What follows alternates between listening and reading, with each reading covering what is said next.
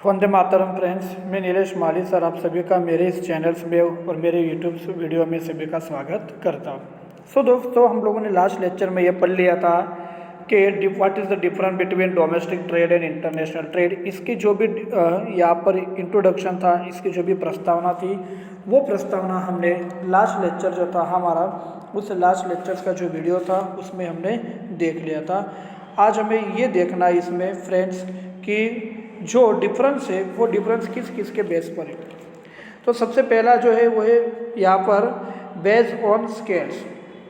जो base on scale है वो बेस ऑन स्केल्स पर अगर डिफरेंस देखा जाए तो वो किस तरह से, ठीक है, मतलब कद के आधार पर या जो उसके जो भी आकार है उसके आधार पर देखा जाए तो वो so the scale of international trade is much larger than that the of domestic trade as it involves more countries, more variety of goods, more procedures and greater rules etc.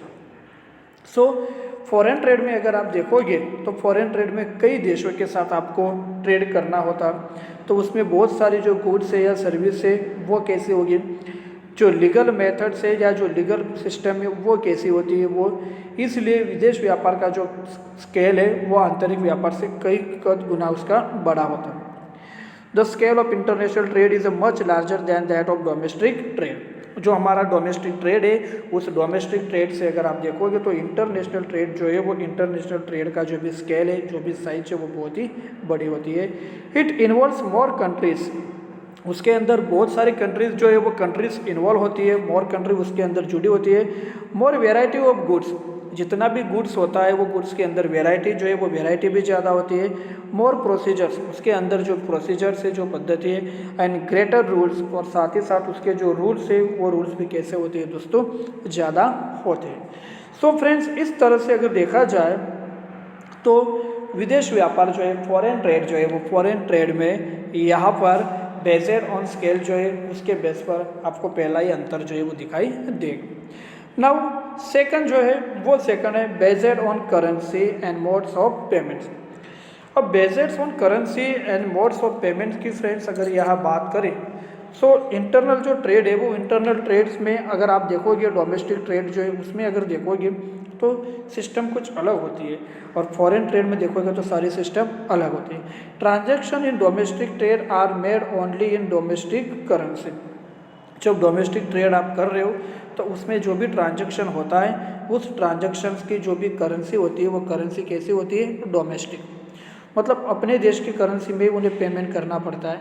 And payment is transfer from one bank to another of the same country, और जो transfer है वो transfer भी उनका एक bank जो है वो एक बैंक से दूसरे बैंक जो है वो दूसरे बैंक में उन्हें सेम करेंसी जो है वो सेम करेंसी ट्रांसफ़र करनी पड़ती है।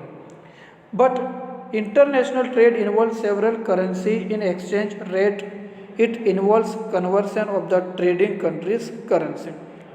लेकिन इंटरनल ट्रेड जो है, फॉरेन ट्रेड जो है, वो फॉरेन ट्रेड में जो इन्वॉल्व करेंसी होती है वो अलग कंट्री अलग करेंसी होती है, सेवरल करेंसी होती है। और and exchange rate it involves conversation of the trading currencies countries. तो जो भी ट्रेडिंग कंट्रीज है वो ट्रेडिंग कंट्रीज की करेंसी जो है वो करेंसी में आपको वो पैसे को क्या करना पड़ेगा, कन्वर्ट करना पड़ेगा at a determined exchange rate into a internationally acceptable currency. और वो भी कैसी करेंसी, इंटरनेशनल एक्सेप्टेबल, मतलब कि सर्वस्वीकृत अंतर्राष्ट्रीय चलन भी उन्हें क्या करना पड़ता है, उसे कन्वर्ट करना पड़ता है। जैसे आप इंटरनेशनल लेवल पर अगर आप देखोगे तो जो फॉरेन करेंसी है वो फॉरेन करेंसी अगर देखोगे तो जो यूएस का जो डॉलर है वो डॉलर को इंटरनेशनल करेंसी में सभी देशों में उसे क्या किया जाता है, एक्सेप्टेबल किया जाता है। तो ऐसी करेंसी जो है उस करेंसी में भी हमें उसे कन्वर्ट करना पड़ता है into at internationally acceptable currency. Payment is to be made in internationally acceptable, और पेमेंट जो है वो इंटरनेशनली एक्सेप्टेबल करेंसी में ही होना चाहिए। Beside in international trade the procedures are more rigorous involving several permissions, clearances and duties. और इस तरह से अगर देखा जाए तो इंटरनेशनल ट्रेड में अगर देखोगे तो विदेश व्यापार से जो भी कानून जुड़े होते हैं उनसे भी परमिशन जो है वो परमिशन लेनी पड़ती है, और उसकी जो ड्यूटीज़ होती है वो भी कंप्लीट करनी पड़ती है। Buyers have to obtain letters of credit from their respective banks for assurance of payment to sellers. So दोस्तों यहाँ पर जो बायर्स होता है, जो खरीदी करने वाला होता है, उसे लेटर ऑफ क्रेडिट जो है वो लेटर ऑफ क्रेडिट उसे क्या करना पड़ता है, ऑब्टेन करना पड़ता है, मतलब कि हासिल करना पड़ता है there respective banks.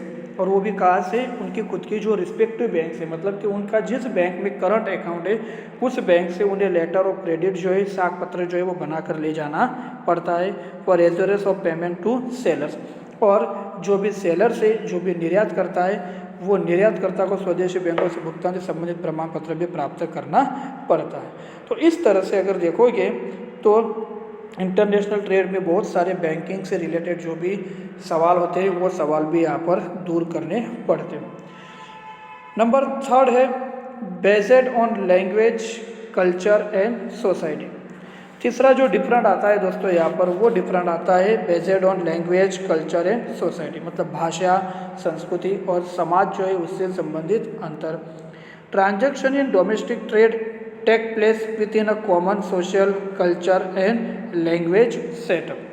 Transaction in domestic trade take place within a common social culture and language setup. आंतरिक व्यापार में अगर आप देखोगे, डोमेस्टिक ट्रेड में अगर देखोगे तो इक्वल लैंग्वेज होती है, एक समान कल्चर होती है, सोशल स्ट्रक्चर जो है वो भी एक जैसा होता है, कॉमन सोशल होता है। International trade this are very different and traders have to be more careful to avoid controversies and hurt sentiments और even to avoid legal offence.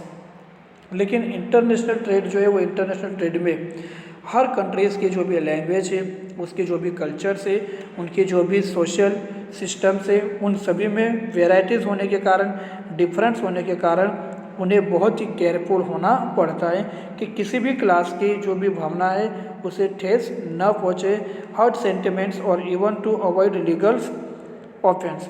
तो किसी को भी इस तरह से लॉस ना हो, नुकसान ना हो, इस बात को भी ध्यान रखना पड़ता है। Good which suit the life style of each country people can only be sold.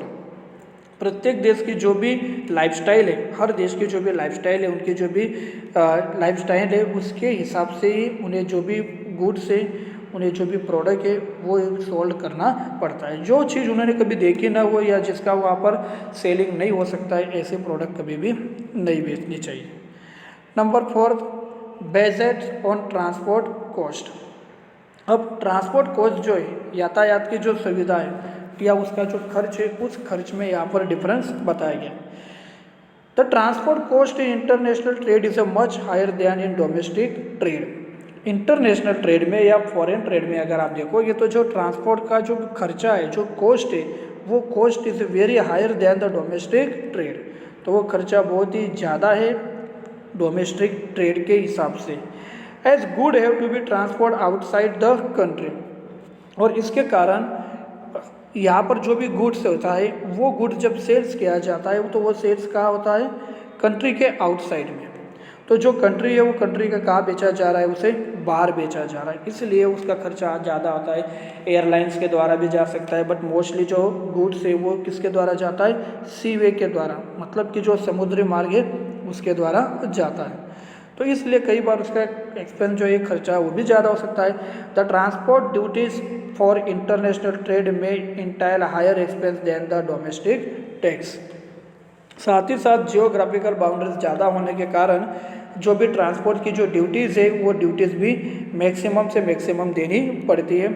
और कई बार डोमेस्टिक टैक्स जो है वहाँ का वो डोमेस्टिक टैक्स भी पे करना पड़ता, मतलब वहाँ की सरकार ने, वहाँ की गवर्नमेंट ने अगर किसी प्रोडक्ट के ऊपर टैक्सेशन बढ़ा दिया है तो वो टैक्सेशन भी भरना पड़ता है। जैसे देश के इंडिया के अंदर जीएसटी लागू कर दिया, किसी प्रोडक्ट के ऊपर 5%, किसी के ऊपर 12%, किसी के ऊपर 18%, तो इस तरह से वो टैक्स जो है वो टैक्स तो देना कंपलसरी होता।